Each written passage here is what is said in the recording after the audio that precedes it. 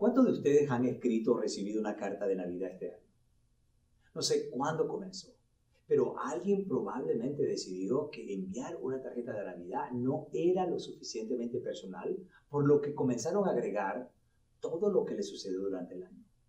Algunas son muy creativas, otras son humorísticas, otras son poéticas. Por ejemplo, yo conozco muchas personas que envían sus cartas de Navidad, sus tarjetas de Navidad con poemas. Los programas de noticias a menudo presentan una reseña de un año. Si lo pensamos teológicamente, revisar el pasado puede ser aún más significativo. El regalo de Dios de la encarnación de Jesús fue un momento crucial en la historia. Todos los eventos que condujeron a y después del nacimiento de Cristo se ven afectados por ese momento milagroso, cuando el Verbo eterno se hizo carne. Venid todos fieles. Palabra del Padre. Dios, el Hijo, el Verbo que estuvo activo en la creación, entra a nuestro mundo y trae palabras nuevas. Paz, gozo y reconciliación. Estas palabras suenan especialmente fuertes para aquellos de nosotros que hemos aceptado el regalo de Emmanuel. Pero no debemos vivir en el pasado. La carta de Pablo nos recuerda que estamos viviendo en el tiempo entre la primera venida de Cristo como el hijo de Belén y su regreso. Demos un vistazo al libro de Tito, capítulo 2, que se leyó anteriormente. Esta carta de Pablo ofrece instrucciones sobre cómo debemos vivir como aquellos que han recibido personalmente el regalo de Dios de Jesús. Imaginen la carta de Pablo a Tito de forma similar a aquellas que han recibido ustedes de sus familiares y amigos en este tiempo. Abraham, mirando las estrellas en asombro después de escuchar que sus descendientes superarían en número a las estrellas. David, por ejemplo, tocando su arpa, componiendo una canción sobre el cuidado de Dios mientras cuida a las ovejas de su padre.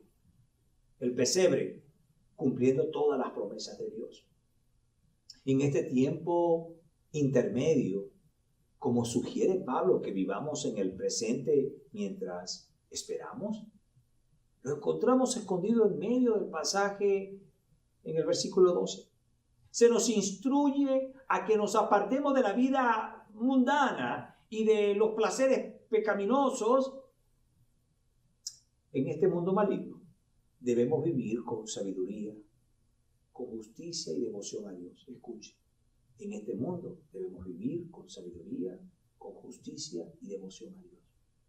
Pablo usa esas tres palabras simples para caracterizar hermosamente lo que debería ser el estilo de vida de cada seguidor de Jesús.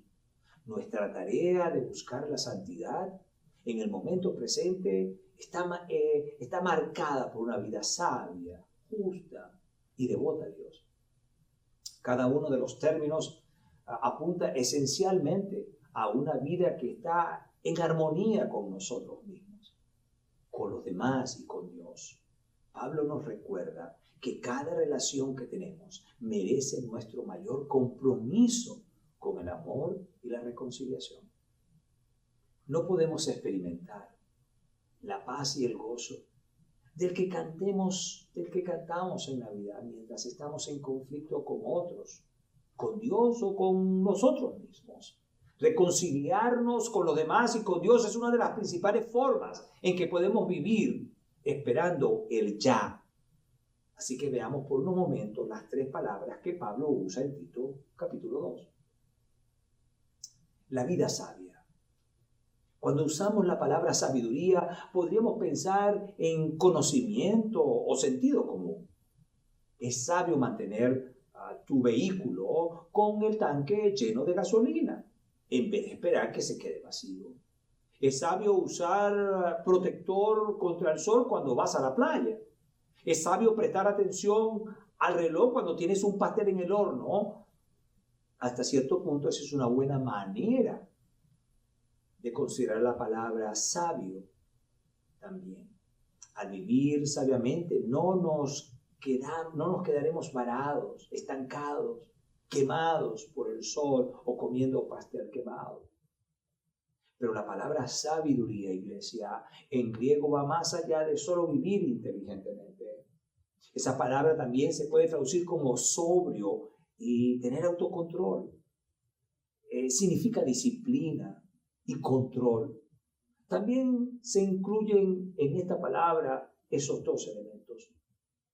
Vivir de manera sabia significa tener una vida balanceada y tener moderación en todas las cosas. Eso es vivir una vida sabia. Una vida sabia parece ir en contra de nuestra sociedad que parece obsesionada con el exceso. ¿Recuerdan el Viernes Negro o el lunes cibernético, como le llaman mucho, o el super sábado?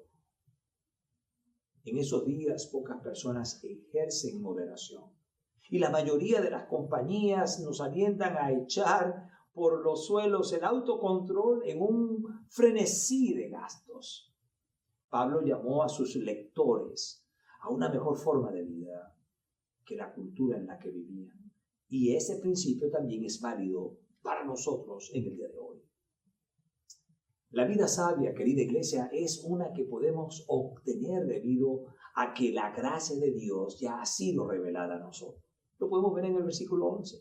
El regalo de la salvación de Cristo Jesús nos encamina para que podamos vivir sabiamente. Los filósofos vieron el autocontrol como una virtud por la cual se debían esforzar.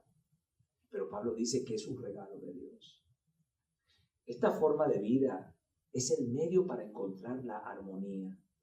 Esa armonía interior, a pesar de la guerra, de los conflictos interiores dentro de nosotros. La vida autocontrolada ayuda a frenar nuestros impulsos que no le agradan a Dios y lo vivimos cotidianamente. Y eso hace que evitemos que se desenfrenen esas emociones en nuestro corazón. El autocontrol es la marca de una vida restaurada por la gracia de Dios. No es suficiente vivir en armonía con nosotros mismos, pero en armonía con Dios. Pablo continúa diciendo que la gracia que ya se ha manifestado nos enseñó a vivir la vida justa. También necesitamos vivir de la misma manera con las personas a nuestro alrededor. Vivir éticamente significa vivir juntos de acuerdo con los valores y principios mutuamente compartidos para que todos en la comunidad tengan definiciones comunes de lo correcto y lo incorrecto, lo moral e inmoral, justo e injusto. La base de la ética de Pablo en la comunidad cristiana se encuentra en la palabra griega que traducimos como ética, que también puede traducir como recta o justa. La capacidad de vivir éticamente se basa en la justicia de Dios. Debemos vivir de acuerdo con las enseñanzas de Cristo, iglesia, y las reglas que Él establece en Tito y sus otras cartas pastorales. Para vivir en paz unos con otros debemos hacer lo correcto, encarnar el camino y el ejemplo de Jesús. Sin embargo, vivir éticamente puede ser costoso. Significa vivir de acuerdo con los estándares del amor, la generosidad y el sacrificio personal en lugar de nuestras propias agendas egoístas. Si vivir con sabiduría significa vivir con una vida interior redimida, vivir éticamente significa vivir con un comportamiento redimido hacia los demás. Significa alinear nuestras acciones de acuerdo con la voluntad de Dios. La capacidad de vivir una vida ética y justa también es un regalo que fluye de la gracia de Dios. Esa gracia que se ha mostrado en Jesús para que tengamos el poder de vivir en armonía con los demás. Déjenme compartir esto. Pablo no es el único escritor del Nuevo Testamento que usa la palabra ética o justo. Los escritores del Evangelio usaron la misma palabra para referirse a algunas de las personas que asociamos con la Navidad y el ministerio de Jesús. En Mateo capítulo 1, versículo 19 se le refiere a José como un hombre justo. Él planeó dejar a María en secreto cuando se enteró de su embarazo, porque no quería humillarla. Su plan era justificable, quizás hasta ético, de acuerdo con los estándares de la cultura en ese momento. Pero la justicia de José se basó en el estándar de Dios. Y cuando el ángel le dijo que Jesús fue concebido por el Espíritu Santo, la elección de José fue clara, aunque difícil. José se casó con María. En Lucas capítulo 1, versículo 16, Zacarías y Elizabeth fueron descritos como justos ante Dios, sin culpa. Y sin culpa en observancia de todos los mandamientos y reglamentos del Señor. Algo muy parecido que debemos poner en práctica en nuestras vidas. Cuando nació su hijo, su familia los presionó para que lo nombraran Zacarías, que era la costumbre. Sin embargo, siguieron el mandato de Dios y lo llamaron Juan. El concepto de la vida justa es central, no solo en las cartas de Pablo y en la vida de varios personajes de Adviento, sino también es el ingrediente clave para que podamos vivir fielmente en el presente entre la encarnación de Cristo y su segunda venida. La vida devota a Dios. Y eso es importante entender. Pablo dice que la gracia de Dios que se manifestó con el nacimiento de Cristo nos ayuda a vivir vidas piadosas. Sin una completa devoción a Dios, no podemos vivir en paz con nosotros. Por supuesto, con nosotros mismos es imposible vivirla a través de quizás de una vida sabia, o con los demás a través de una vida justa. Una vida piadosa es la pieza clave que hace posible las otras dos. Centra nuestra atención, esa vida piadosa, centra nuestra atención y prioriza todos los demás aspectos de nuestra vida con Dios.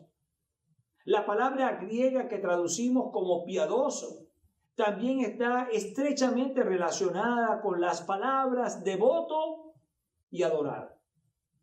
Vivir una vida devota no significa honrar a Dios porque la ley lo requiere. La vida piadosa es una vida caracterizada por la adoración, ofreciendo constantemente a Dios adoración, alabanza, honor y gloria a través de todos los aspectos de nuestra vida. Cuando usamos la palabra piadoso, no queremos decir divino. Hay un solo Dios y no eres tú ni yo. Devoto tampoco significa perfecto, porque todos conocemos que nuestras imperfecciones.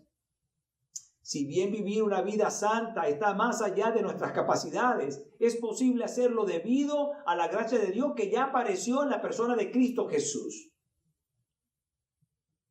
Déjame comentarte esto. Si bien ninguna de las personas que rodearon a Jesús en las historias de Adviento y Navidad son descritas como piadosas, hay dos en Hechos capítulo 10 que lo son. El primero es Cornelio y el segundo es su soldado, a los que se le describe como devotos. Esta parte de la historia tiene lugar poco después de la visión de Pedro de la sábana que desciende cuando Dios le indicó a Pedro que extendiera el mensaje a través de las fronteras culturales y étnicas. Cornelio recibe una visión de Dios que corresponde a la de Pedro, en una ciudad completamente diferente.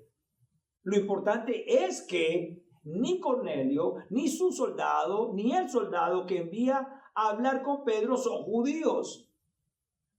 Cornelio y su familia se convierten en los primeros gentiles convertidos al cristianismo.